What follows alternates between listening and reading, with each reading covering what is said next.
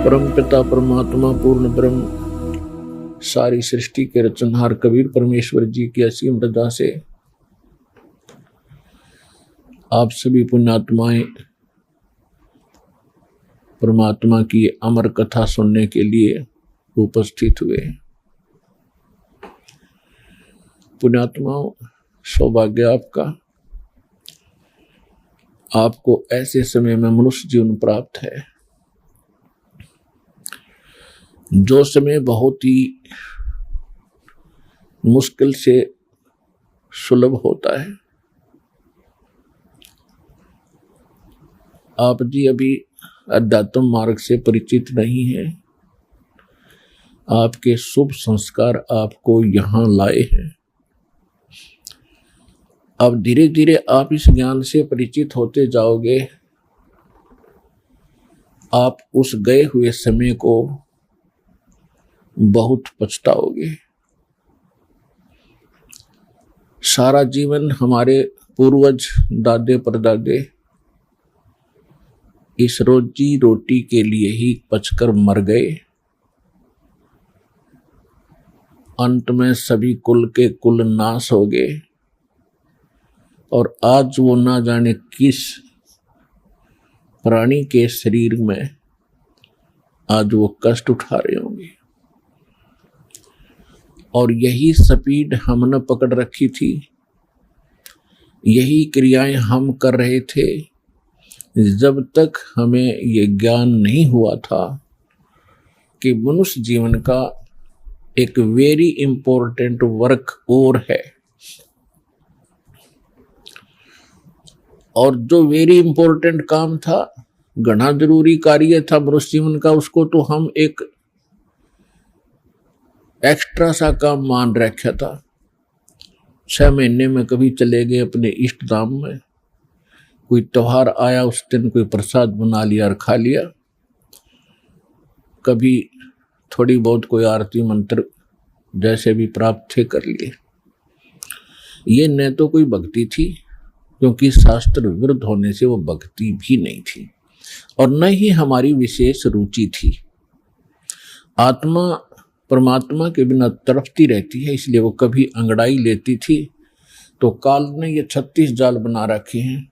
कोई तीर्थ बना दिया, किधर मंदिर बनवा दिया, कहीं पर ये नकली संत बैठा दिए हुआ बाई बकने वाले, तो हम वहां जाकर अपनी आत्मा को संतोष दिलाते थे कि हमने मत्था टेक लिया, 5.25 का प्रसाद बांट दिया और नाम ले लिया गुरुजी से, हमारा कल्याण हो ही जाएगा। ऐसा नहीं था। ये सब काल की भूल भुलैया और हमारे अध्यात्म अज्ञान का ही परिणाम था। तो यहां आने से आपको सबसे पहले अध्यात्म ज्ञान से परिचित कराया जाता है। इसके साथ साथ आप पर आने वाले सभी संकटों का भी निवारण परमात्मा करेगा, क्योंकि आप उसके बच्चे हो, आप उसके बेटा बेटी हो। यदि पिताजी समर्थ है, सक्षम है, और बेटा या बेटी किसी कारण से भी गलती कर देते हैं, उनको कोई हानि हो रही है, तो अक्षति पूर्ति पिता तुरंत कर देता है। यदि वो पुत्र और पुत्री भविष्य में माता पिता के अनुकूल चलना का वायदा करे। इसी प्रकार हम बिगड़ गए हैं, अपने परमात्मा पिता से विमुख हो गए थे, और इस काल के जाल में फंस के हम अनेकों कष्ट उठा रहे। जिसमें हम परमात्मा के पुनः समर्पित हो जाएंगे, वो हमें फिर सभी सुख देगा, उस पिता की तरह जो अपनी संतान को देता ही है। तो आपके ऊपर एक विशेष रहम किया है दाता ने, ऐसे समय में मानुष जीवन दिया, और फिर पिछले शुभ संस्कार आपके यहाँ प्रेरित करके लाए हैं। यहाँ पर कोई भी पुण्यात्मा भले ही कोई किसी रोग के कारण आया है, कोई अन्य संकट निवारण के लिए ही यहाँ पहुंचा है, उसके लिए वो दुख, वो कष्ट, वो संकट एक वरदान सिद्ध होगा, यदि वो इस मार्ग पर ढंग से समझकर टिका रहा तो। क्योंकि कोई भी ऐसी वस्तु नहीं होती जो तुरंत कर दी जावे। एक संकट आपका आशीर्वाद से निवारण कर भी दिया और आप संतुष्ट हो गए और चले गए, फिर आए नहीं, वो तो एक का दुख दूर हुआ। आपके जीवन में ना जाने कितने संकट और आने शेष हैं, और यहां आते रहोगे तो उन सभी का निवारण सहज में होता रहेगा। आपको पता भी नहीं चलेगा कि कोई आपत्ति हमारे पर आनी थी। उसको परमात्मा पहले ही दूर कर देगा। किन के संकट दूर करेगा? जो परमात्मा पर समर्पित हो जाएंगे। समर्पित हमने कैसे होना है? जैसे पति भर्ता स्त्री अपने पति के अतिरिक्त किसी अन्य पुरुष में कभी भी पति वाला भाव नहीं करती, तो उसका पति उससे विशेष प्रेम करता है, विशेष उसका ध्यान रखता है। तो हम अपने पति से, अपने मालिक से, अपने स्वामी पूर्ण परमात्मा कबीर देव से हम दूर हो चुके हैं। हमने यहां आकर के 36 खत्म कर लिए। कैसे कर लिए?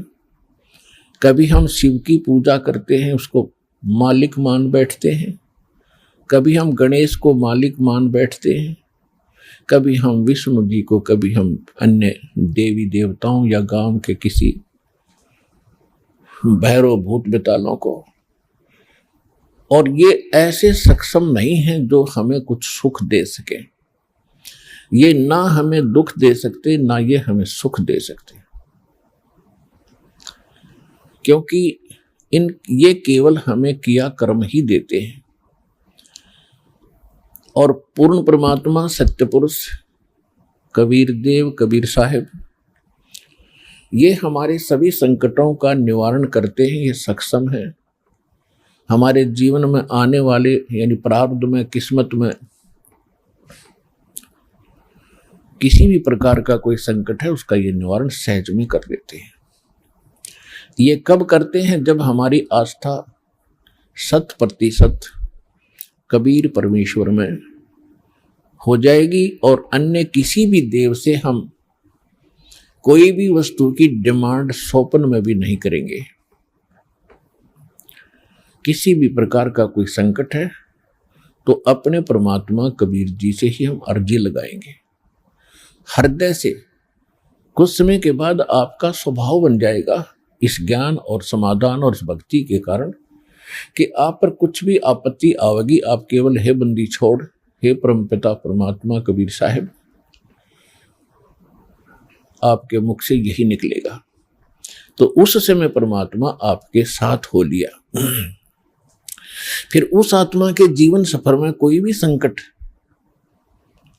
सफर के अंदर कांटे होते हैं रास्ते में, तो हमारे जीवन सफर में कोई भी कर्म, पाप कर्म रूपी कांटा होगा, तो वो परमात्मा ऐसे बुहार देगा जैसे पति भरता जमी पर जो जो धर है पाँव, समर्थ झाड़ू देत है ना काटा लग जावे।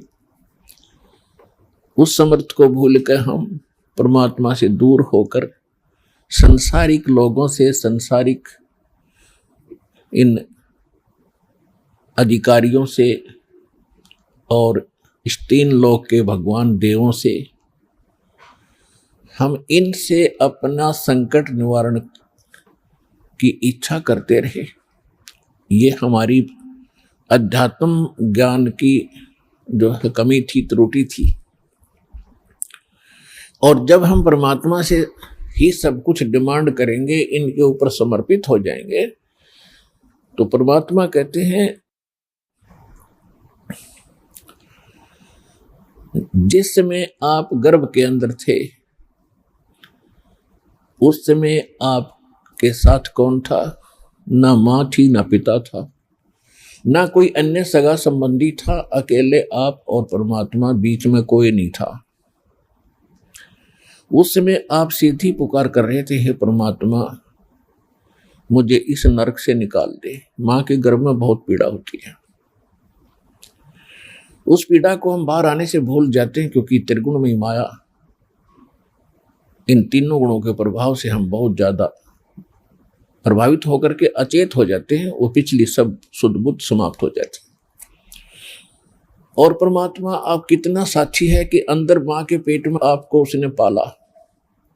माँ के गर्भ से बाहर आने से पहले आपकी कैसी व्यवस्था कर दी, वो कितना चिंता करता है आपकी। दांत नहीं थे तो माँ के स्तन में दूध भेज दिया, और उससे पहले एक टोपा दूध नहीं था माँ के स्तन में।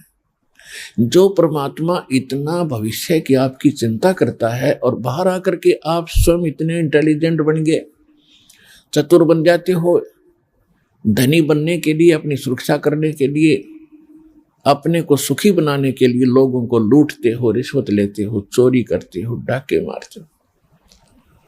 आप भगवान के विधान को भूल गए, आपको याद नहीं है। जो परमात्मा आपकी इतनी केयर टेक करता है, इतनी देखभाल पहले से चिंतित है, तो अब कौन सा वो दूर है आपसे। आपको केवल प्रारब्ध तो मिलेगा ही मिलेगा जो आपकी किस्मत में लिखा है, उसको भी मिलेगा जो भक्ति नहीं करते। लेकिन भक्ति करने का उद्देश्य मूल यही होता है, आत्म कल्याण हो, और इस जीवन में हमारा कोई पाप कर्म हो, कोई कष्ट आना हो, उसका भी निवारण हो। तो उसका निवारण तो एक ही से हो सकता है, उस परम पिता परमात्मा पूर्ण ब्रह्म से। अन्य भगवान, अन्य ये देव, वो संकट निवारण नहीं कर सकते। पाप के हमारे किस्मत में लिखे हुए कर्म को वो नहीं समाप्त कर सकते, वो भोगना ही पड़ता है। केवल कबीर देव, कबीर साहब, ये हमारे इन पाप का नाश कर सकता है, हमारे जीवन को सुखी कर सकता है। तो क्या बताते हैं, उस समर्थ की रीझ छुपाई, अब कुल कुटुंब से राता, गर्भ के अंदर बचन भरे थे, कहाँ गई वो बात। अब देखो परमात्मा फिर आकर हमें सचेत करते हैं, क्योंकि काल ने तो हमारे ऊपर पर्दा डाल दिया, बुद्धि पर पत्थर गिर दिए।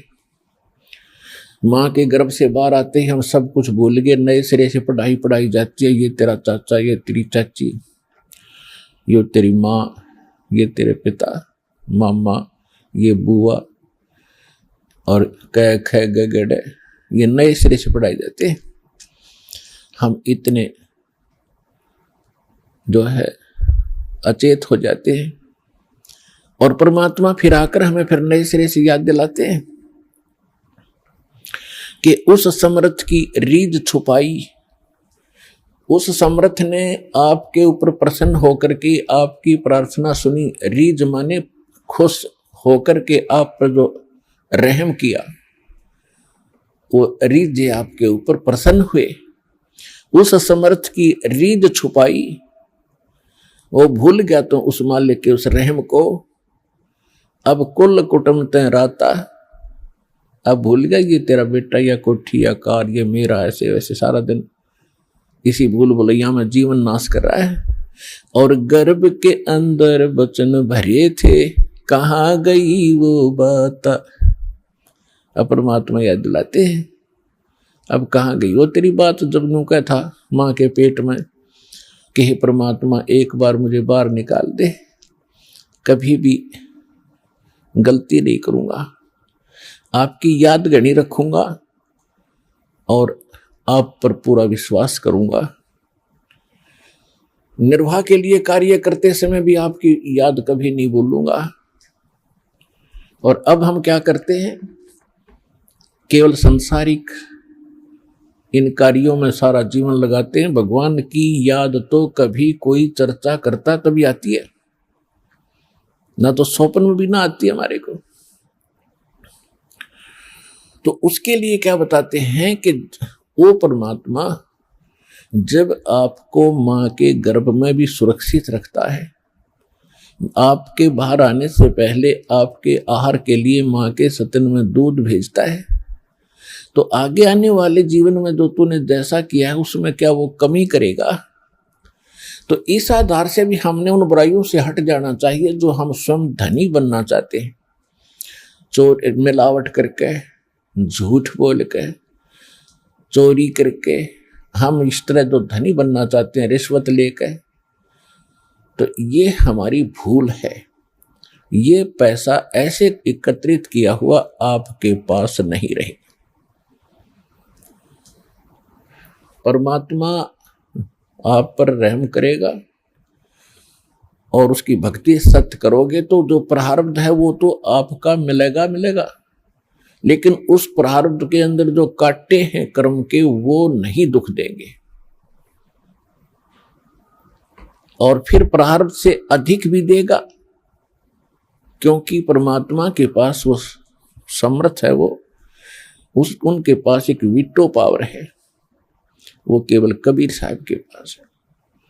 जैसी आपकी श्रद्धा और लगन देखेगा, विश्वास और दृढ़ता देखेंगे, तो आपको किस्मत से अधिक भी देंगे, अच्छा भी देंगे, और आपके पाप रूपी कर्मों के कांटों को भी वो पहले ही निकाल देंगे।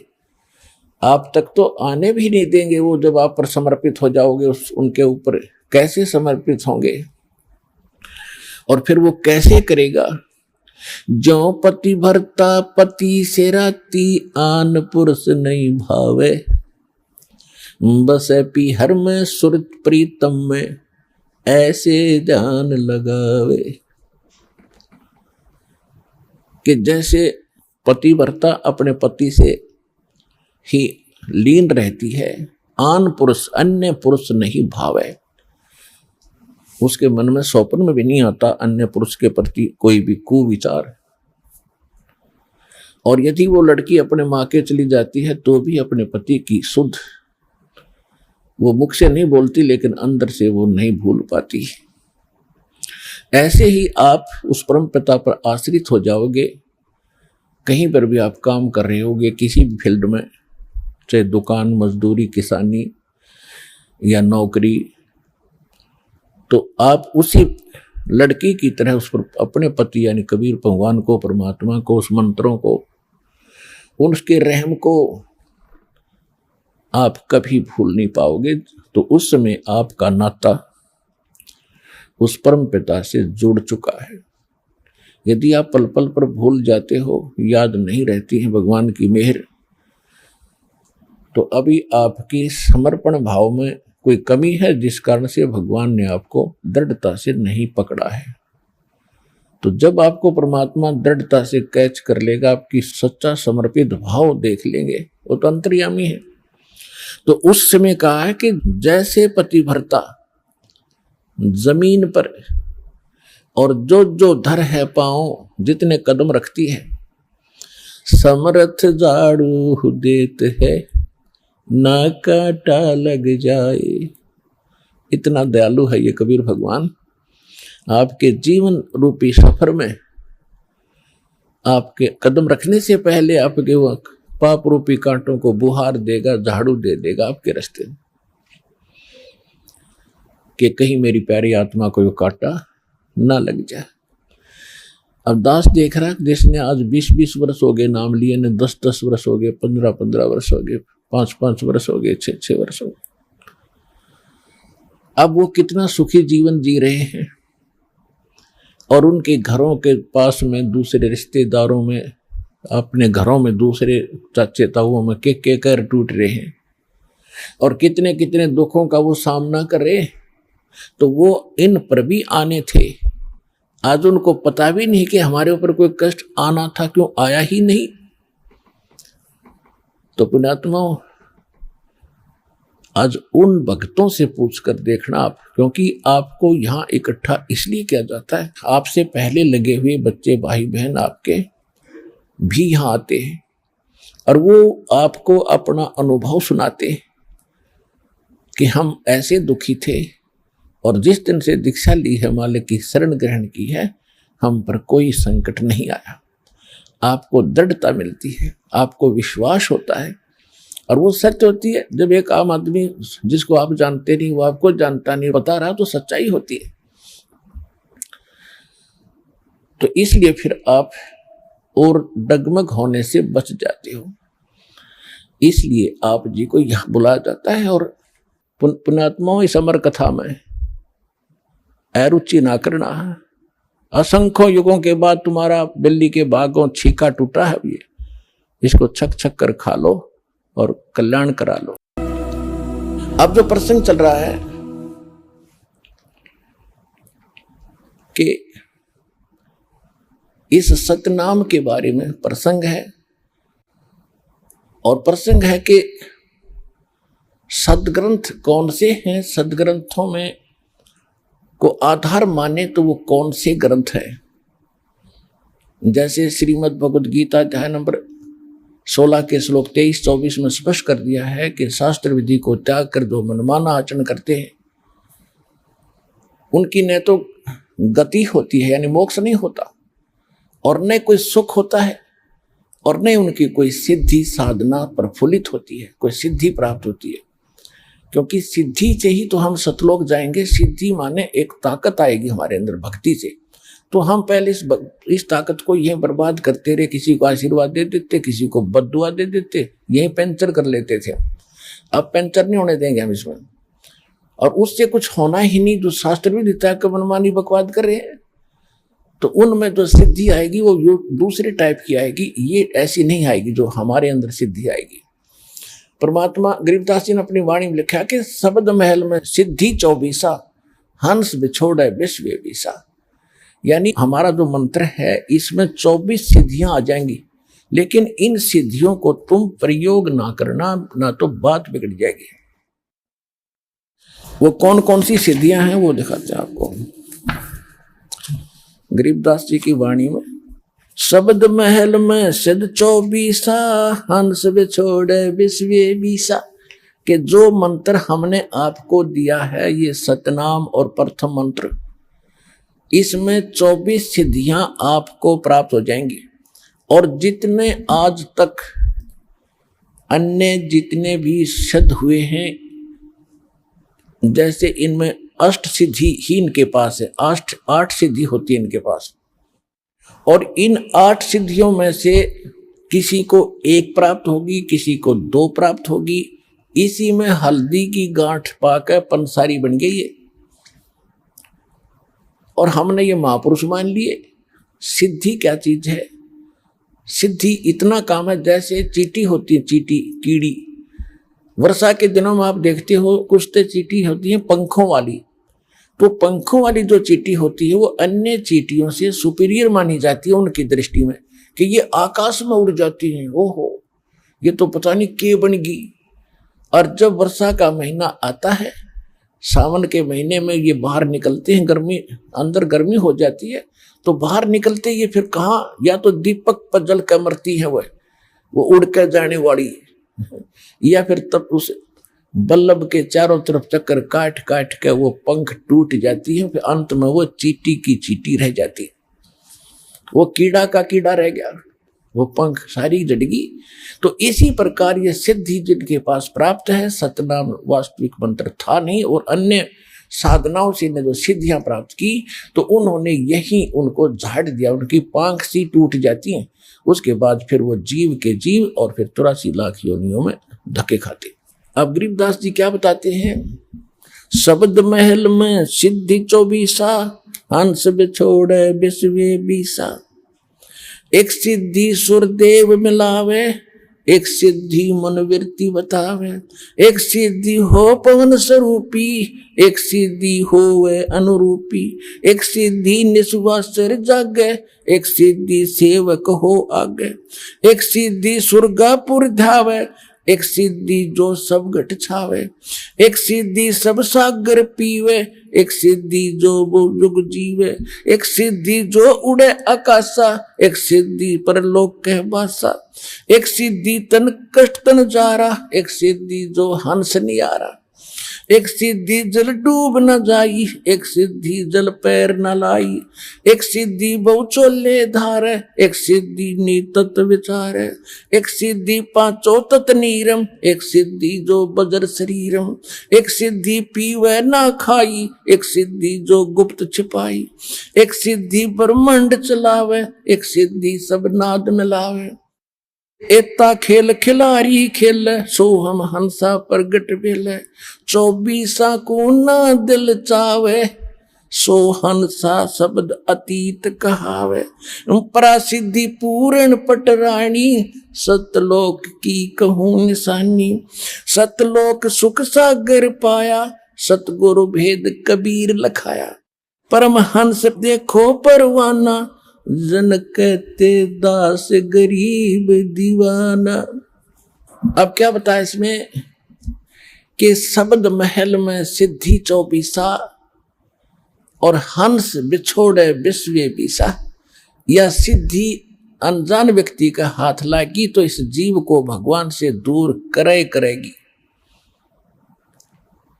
और जब आप और इस शब्द महल में, इस मंत्र में आप में 24 सिद्धि आ जाएंगी, लेकिन इनका दुरुपयोग शुरू कर दिया तो आपका पंचर हो जाएगा, आपकी पूंजी खत्म हो जाएगी, यहीं रह जाओगे। ना किसी को दुआ दो, ना किसी को बद दुआ दो, ना किसी को आशीर्वाद दो, किसी के सिर पे हाथ ना रखना, आशीर्वाद भरा। वैसे किसी के सिर में कष्ट है, मालिश कर दो खूब, कोई बात नहीं।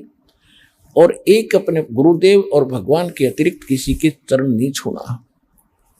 वैसे कोई बूढ़ा बुजुर्ग बीमार बालक के पैर दुखे, खूब दबाओ, मालिश करो, वो चीज अलग है। उस भाव से नहीं, एक पूज्य भाव से नहीं, सत्कार करो, खूब नमस्कार करो, कति नतमस्तक होकर प्रणाम करो सबको, ये सत्कार है। और चरण छूना ये पूजा माता है। तो पूजा केवल एक भगवान और उसके स्वरूप यानी गुरु के अतिरिक्त हम नहीं करेंगे। तो ये कुछ मर्यादा है जो समाज से हमारी हटकर होती है, तो हमने समाज के अनुसार नहीं चलेंगे। तो वो प्रसन्न हो या ना हो, हमने परमात्मा को प्रसन्न रखना है, हमने राम राज्य करना है, भगवान खुश करना है। और जिन बातों से गुरु दुख पावे, तीन बातों को दूर भगावे, तब हंसा सतलोक जावे। तो इस तरह की कुछ है, ना किसी को बद्दुआ देना, ये भी हमारी हानि होती है, और ना किसी को दुआ देना, किसी को आशीर्वाद भी नहीं देना, तेरे न्यू हो जाएगा, फलाना हो जाएगा, ठीक हो जाएगा, ऐसा खुश रहो, ये नहीं बोलना। नमस्कार करो, प्रणाम करो, नमस्ते बोलो, राम राम कहता कोई राम राम बोल दो। क्योंकि राम क्या है, राम कौन है? उनका राम जो है सो हमारा राम तो वो है कबीर राम। और आजकल एक बीमारी, एक और नई, एक और चल पड़ी काल की व्यवस्था कि गुड मॉर्निंग बोलेंगे, गुड मॉर्निंग, गुड इवनिंग। बता, ये नहीं बोलना हमने, ना गुड इवनिंग कहना, ना गुड मॉर्निंग और ना गुड आफ्टरनून। हम या तो सिंपल कह दो, वो कहता गुड मॉर्निंग, वो कह दो जी मॉर्निंग मॉर्निंग, और या बोल दो गॉड मॉर्निंग, गुड छोड़ के गॉड बोल दो, गॉड मॉर्निंग, गॉड मॉर्निंग। अब उसका मिलता जुलता अक्षर भी हो गया, विराजी हो जाएगा। गॉड मॉर्निंग, गॉड, अभ्यास बना लो अपना ये, God morning, God afternoon, God night, यानी गॉड गिवन है ये समय। सुबह भी उसकी दया से हुई है और दोपहर तक भी हम उसकी रजा से पहुंचे हैं, और शाम हुई है तो भी गॉड मॉर्निंग, गॉड इवनिंग, भगवान की दी हुई शाम है। गुड वैसे हो जाएगी या हमारे कहने से, तुम्हारे कहने से हो जाएगी, लेकिन उसकी हो जाएगी, आपकी पंचर हो जाएगा। तो इसी गलती ना करियो। जब आप कोई गाड़ी ले रखी कार, और उसमें से आप किसी दूसरे टायर में हवा भर दोगे, ना भाई मेरा भी काम बिगाड़ेगा, देखो सामने वो हवा वहां से भरवा लो जा करके। तो सतलोक आश्रम पर वाला बता दिए उनको कि वहां हवा वहां से भरवा लो, वहां जाके।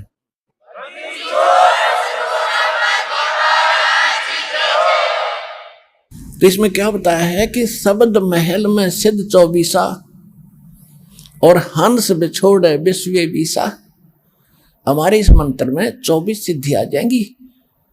अब जैसे इनमें एक एक दो दो सिद्धि थी, उस समय ये पता नहीं हमारे लिए आज अलग भगवान बन गए थे। ये ऋषि में ऋषि क्या बताया एक सिद्धि सुरदेव मिलावे, एक सिद्धि मन वृत्ति बतावे, एक सिद्धि हो पवन स्वरूपी, एक सिद्धि हो वह अनुरूपी, एक सिद्धि निस्वा सिर जागे, एक सिद्धि सेवक हो आगे।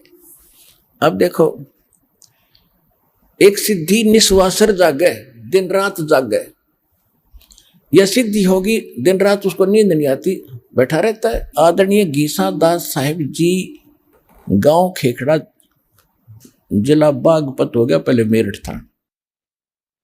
उनके एक शिष्य हुए नेकी राम जी, जो नारी वाले बोले जाते, नारी गांव के थे, वे जाट थे।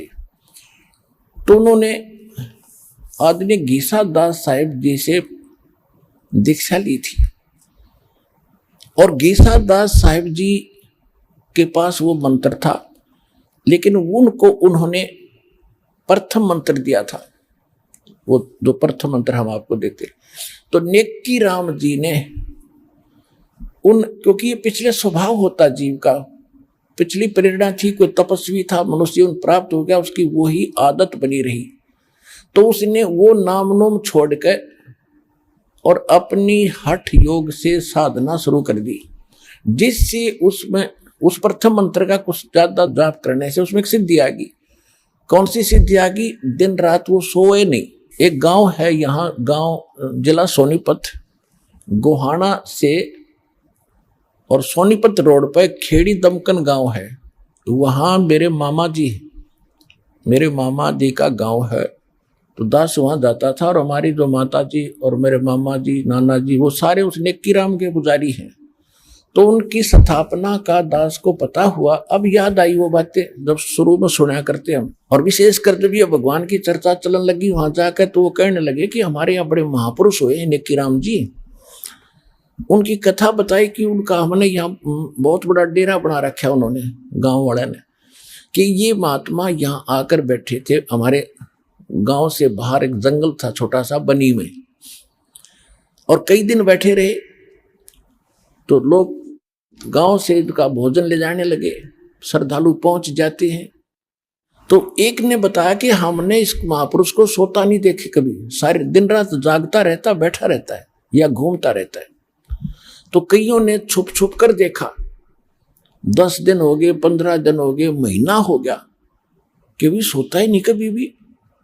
अल इससे बात पर वो भगवान बना लिया, उसका आश्रम गाड़ दिया, उसकी पूजा शुरू हो गई, और सारे चौड़ चपट। अब पता चला उनके ज्ञान भी नहीं था, वो तो गीसा दास जी से विरोधी भी हो गए थे। लास्ट में एक कथा सुनाया करते, गीसा पंथी बताया करते थे कि उन्होंने कभी मान का वचन बोल दिया था नेकी राम जी। तो कहने का भाव ये है कि एक सिद्धि निस्वा सिर जागे, इस मंत्रों में आपके ये ऐसी सिद्धि आ जाएंगी।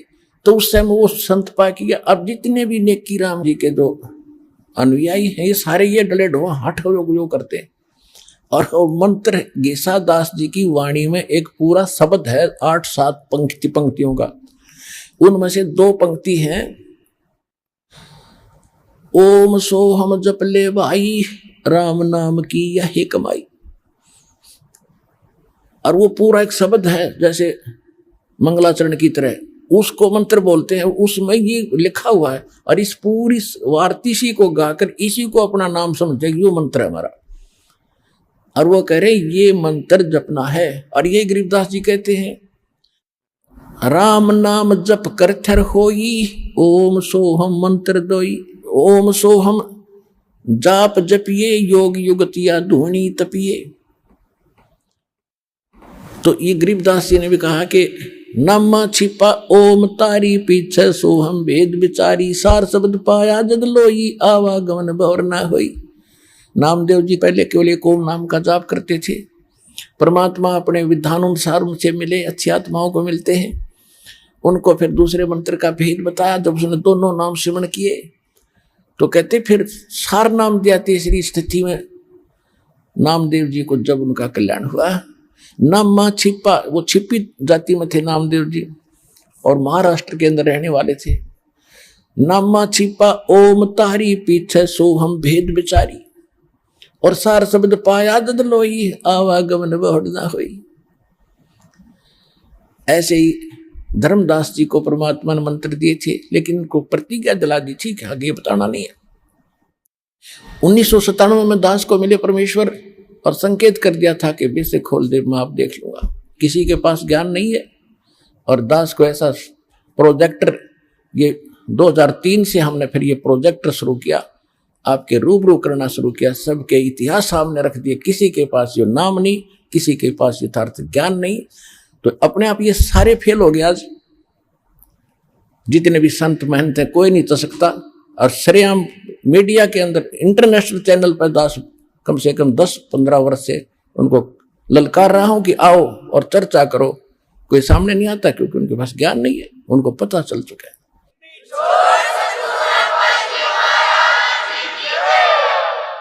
और ये भोले श्रद्धालु उनको भगवान माने बैठे, नकलियों को संत मान रहे हैं। वो तो जनसाधारण के जैसे भी नहीं, तो पता लग गया भी गलती हो जाए इंसानों से, भूल लगी, भगवान के लिए संत चले हैं, भगवान के लिए श्रद्धालु उनके पीछे लगे, तो उनका कर्तव्य बनता है। जब पता लग गया कि भी तुम्हारे बारे में कोई गलत, मेरे बारे में कोई गलत बोलता है, मैं 6 बजे देखता हूँ भाई कहाँ मेरी त्रुटि तो नहीं है, त्रुटि नहीं है तो वो बोलता रहे, फिर थारे रूबरू करता हूँ किसने ऐसे बोला, देखो ये इसका ये प्रमाण, ये गलत बोल रहा है, तो वो ना अपने शिष्यों को कोई जवाब देते। तो इसे सिद्ध है कि वो फेल हो लिए, और ये श्रद्धालु एक दिन आवेंगे, क्योंकि सबको पता है कि अनमोल जन्म ऐसे बर्बाद करने का नहीं है, एक दिन ज्ञान होगा। तो अब जो प्रसंग चल रहा है उसी पर आते। एक सिद्धि निस्वा सर जागे, एक सिद्धि सेवक हो आगे, एक सिद्धि स्वर्गापुर जावे, एक सिद्धि जो सब घट छावे। एक सिद्धि ऐसी है जो स्वर्ग तक चले जाते हैं, जैसे सुखदेव ऋषि के अंदर एक सिद्धि थी आकाश में उड़ जाने की, स्वर्ग में जाने की। वो स्वर्ग में पहुंच गया तो वहां जाकर उसको पता चला कि भी गुरु बिना तो बात बने नहीं, तो पिछले संस्कार से बैटरी चार्ज है, तेरे पिछले संस्कार हो जाए। अब यह सिद्धि तुझे पूर्व जन्म से प्राप्त है, ये जिस दिन खत्म होगी उस दिन ये पंख कट जाएंगी, जीव का जीव रह जाएगा। तो तब उसकी अकल ठिकाने आई, तब उन्होंने राजा जनक से दीक्षा ली। एक सिद्धि सेवक हो आगे, एक सिद्धि स्वर्गापुर धावे, एक सिद्धि जो सब घट छावे, एक सिद्धि सब सागर पीवे, एक सिद्धि जो बहु जुग जीवे। एक सिद्धि है जो सब 7 समुद्रों को पी सकता, उस सिद्धि प्राप्त प्राणी।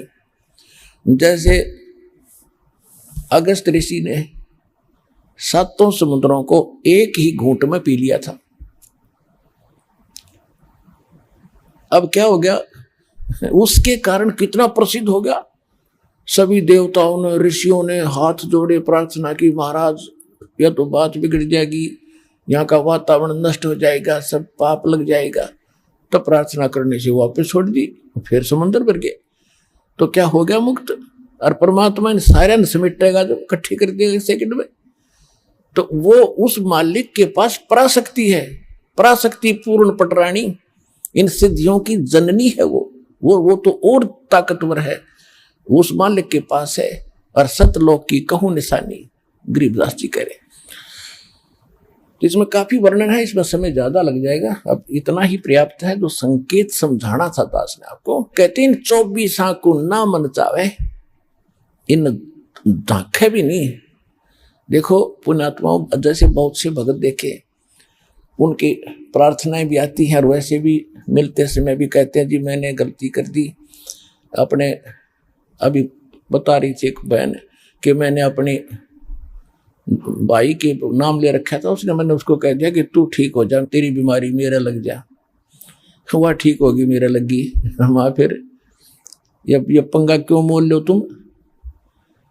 तो कहने का भाव ये है, ये गलतियां करनी छोड़ दो, दिक्कत हो जाएगी, क्योंकि भक्ति करो तो ढंग से करो। अब इसको तो हम इतना सस्ता मान रहे हैं। इब तू अपनी भतीजी ने दे देना 20 लाख रुपये, दे के दिखा, चोरने भी ना दे, अरे दे तो वही वापस दे दिए मेरे। उस धन का आपको पता है, इस धन का आपको पता ही नहीं कितना कीमत आपको कहाँ आवश्यकता पड़ेगी।